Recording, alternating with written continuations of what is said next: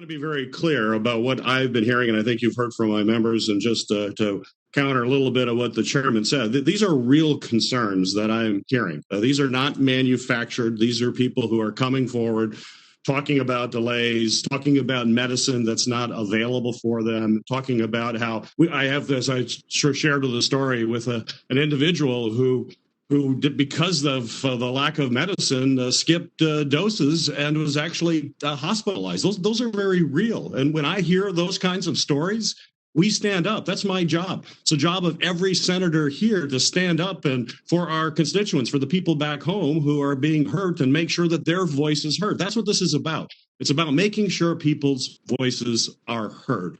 And that is what this hearing's about. This is why we're standing up and making sure the Postal Service does what they have done with incredible integrity and professionalism for 245 years. We want to make sure that that standard continues going forward.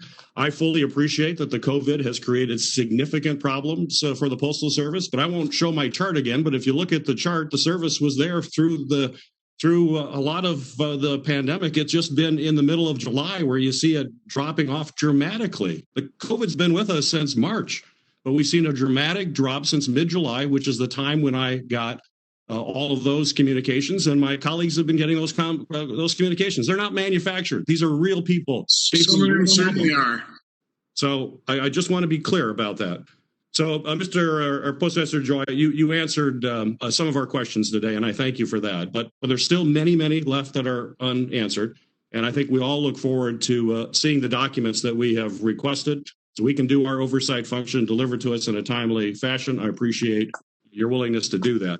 I'm going to continue my investigation of the recent delays and Postal Service practices that have been put in place. And I urge you and your staff to be fully forthcoming with any additional requests. That kind of transparency is critically important in this job. I know you have a very hard job. And frankly, I think you've made it harder on yourself because of the lack of transparency that we have seen here these last few weeks.